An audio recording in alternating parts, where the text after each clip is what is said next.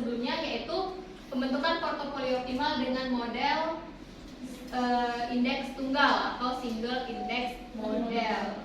Nah, sebelumnya saya ingatkan kembali untuk sub capaian dari penilaian mata kuliah ini, yaitu nanti kalian semuanya mampu membuat portofolio optimal dari perusahaan yang ada di Bursa Efek dengan model single indeks tunggal ini ya, single index model ini. Nah, indikatornya yaitu yang pertama, kalian mampu menganalisis tahapan, karena kan kita sudah menjelaskan sebelumnya kan ada tahapan-tahapan untuk single index model ini. Jadi kalian pertama mampu menganalisis tahapannya. Yang kedua, kalian mampu dan tepat dalam membuat portofolio optimal tersebut. Oke, sebelum kita lanjut ke materi hari ini, sebelumnya saya mau tanya dulu, masih ingat nggak apa itu portofolio? Ingat. Ada yang mau jawab? Ya? Izin Bu, untuk portofolio itu adalah investasi yang lebih dari satu saham. Oke, kenapa harus ada portofolio? Ya? Karena untuk meminimalisirkan risiko. Untuk meminimalisir resiko. Jadi kan seorang investor, ketika dia mau menanamkan modalnya, dia nggak mau rugi kan? Pasti maunya untung. Nah, untuk menentukan seberapa besar keuntungan yang akan didapatkan dan seberapa besar resiko yang akan dihadapi, bisa melalui portofolio ini, ya.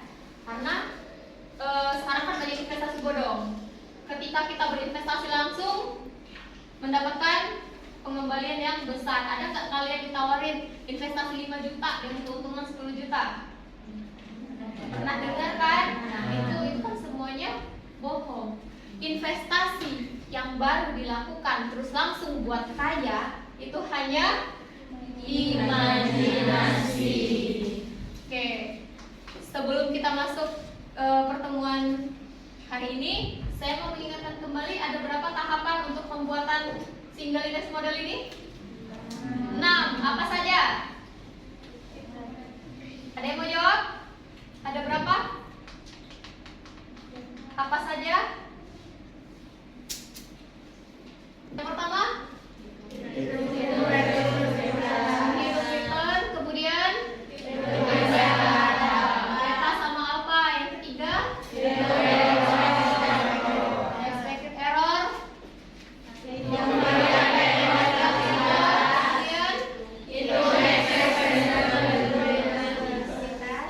dan yang terakhir dan CI. Oke, nah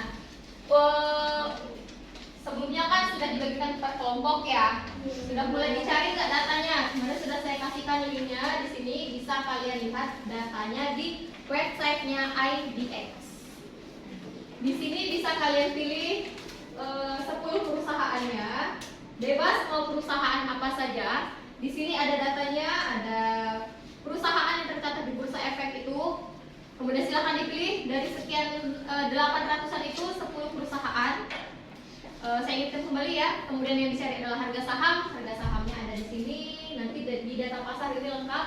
Jadi silakan buka bagi yang masih belum mengerjakan atau masih ada yang bingung. Datanya dari situ. Jadi data yang kita perlukan adalah harga saham dan harga pasarnya. Harga pasar tercermin dari IHSG, Indeks Harga Saham Gabungan.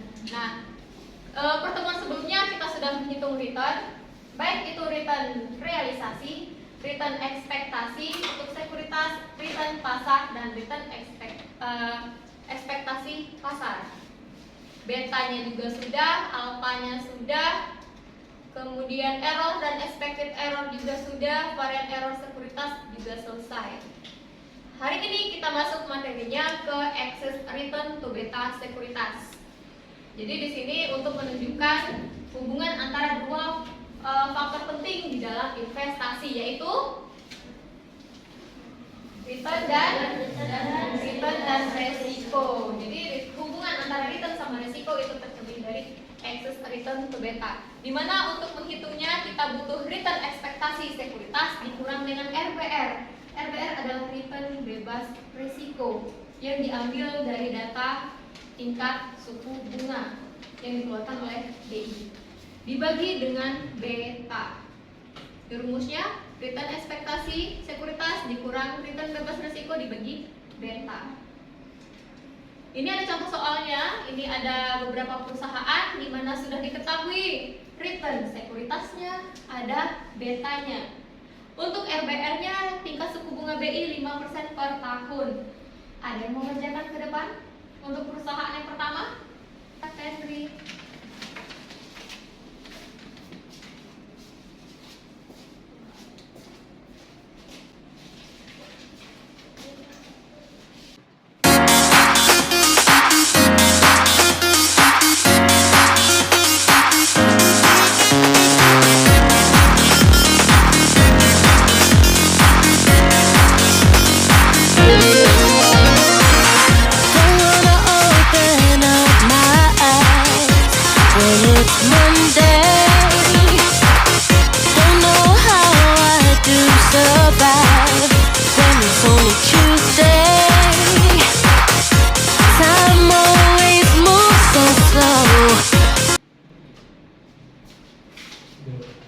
Oke, hasilnya berapa? 0,00004. Ada yang beda hasilnya? Sama. Ada yang mau ditanyakan sampai di sini? Kalau tidak ada, berarti kita lanjut. Nah, tadi kita sudah tahu bagaimana cara menghitung excess return to beta. Maka selanjutnya kita masuk ke dalam tahapan pembentukan portofolio optimal. Jadi langkahnya, kalau kita sudah menghitung excess return to beta, maka kita urutkan dari nilai ERB tertinggi sampai dengan yang terendah. Kemudian kita hitung AI, BI, sama CI. Kemudian baru ditentukan berapa besarnya cut off point-nya sebagai penanda mana perusahaan yang masuk ke dalam portofolio optimal dan mana yang tidak.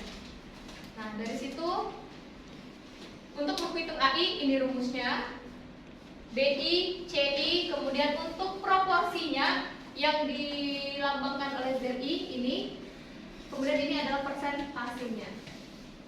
Ini rumusnya sudah saya berikan di materi sebelumnya. Sekarang kita praktikkan bagaimana cara menghitungnya. Oke, ini sudah kita urutkan perusahaan dengan nilai ERB tertinggi sampai dengan yang terendah. Selanjutnya kita menghitung nilai AI. Di mana rumus AI itu adalah expected return dikurang dengan RBR dikali ya error sekuritas. Nah, karena RBR ini posisinya diam di situ aja, maka kita bisa kasih kode dolar. Jadi tinggal ditarik aja. Kalau sudah selesai satu, tinggal tarik ke bawah. Selesai. Gampang kan? Kalau hitung-hitungnya gampang. Kalau pakai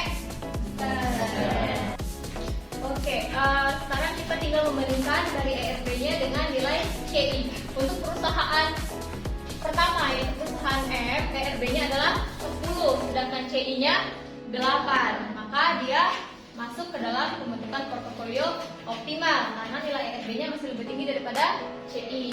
Perusahaan yang kedua, ERB-nya 8,6, sedangkan CI-nya 8,3. Berarti masuk. Yang ketiga 8,5, di sini 8,3 masuk juga. Perusahaan yang keempat 8,33 dengan 8,36, berarti ERB-nya sudah lebih rendah. Kalau mulai dari perusahaan keempat sampai dengan seterusnya tidak masuk ke dalam portofolio optimal. Jadi dari 15 perusahaan ini hanya ada 3 perusahaan yang membentuk portofolio optimal. Sampai di sini ada yang mau ditanyakan? Tanya, Ya. bagaimana kalau dalam portofolio itu tidak ada satu perusahaan pun tidak ada satu perusahaan pun semua dihitung yang masuk ke dalam portofolio optimal. Untuk nanti tugasnya dari 10 perusahaan kalian itu jika ada kelompok yang tidak ada satupun perusahaannya yang membentuk portofolio optimal itu nggak masalah. Berarti yang keliru adalah pemilihan perusahaan di awal. Jadi untuk menentukan perusahaan tempat kita investasi itu nggak ngasal. Kita lihat dulu bagaimana pergerakan harga sahamnya, bagaimana kondisi kesehatan keuangannya, apakah dia masuk ke dalam indeks S&P 45 atau enggak, bagaimana preferensi perdagangan sahamnya, ya. Jadi nanti ketika kalian mengerjakan tugas nggak ada satupun perusahaan yang untuk portofolio optimal, nggak masalah, selama tahapan-tahapannya itu dilalui dengan benar. Oke, ada lagi yang mau ditanyakan? Kalau tidak silahkan kembali ke kelompoknya, lanjutkan tugas yang sudah dikerjakan sebelumnya, disesuaikan dengan materi yang diberikan hari ini. Silakan.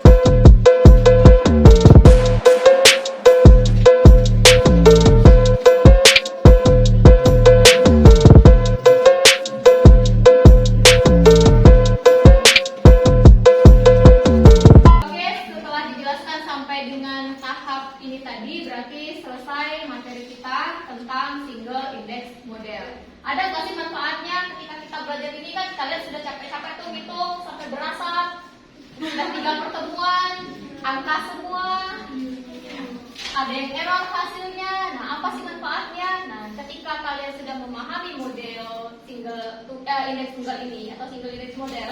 Yang pertama, ini bisa dijadikan sebagai bahan penelitian atau bahan skripsi. Yang kedua, kalau kalian punya dana lebih nanti bisa berinvestasi di pasar modal. Kita kan punya GIS, galeri investasi. Ada yang aktif juga kan di situ. Nah, uang jajannya daripada dibeliin skincare sama kuota untuk main game, coba disisihkan. Ketika sudah terkumpul banyak, coba beli saham yang ada di bursa efek. Bagaimana cara menentukan perusahaan tempat kita investasi? Bisa dengan menggunakan portofolio optimal dengan single index model ini. Ya, jadi nggak hanya sebatas hitung-hitung aja, tapi ada manfaat yang bisa kita ambil dari materi ini, terutama untuk di masa yang akan datang. Oke, sebelum saya tutup, maka saya akan melakukan presensi terlebih dahulu.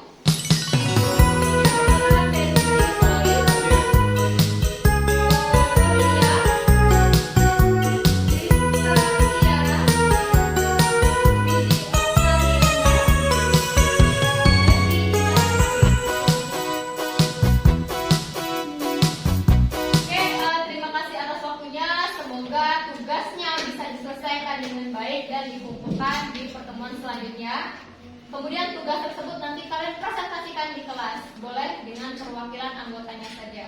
Apa hasil portofolio kalian? Apakah dari 10 perusahaan itu semuanya membentuk portofolio, atau hanya sebagian, atau tidak sama sekali? Kemudian dianalisis dan dijelaskan di pekan depan.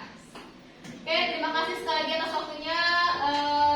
Saya akhiri, assalamualaikum warahmatullahi wabarakatuh.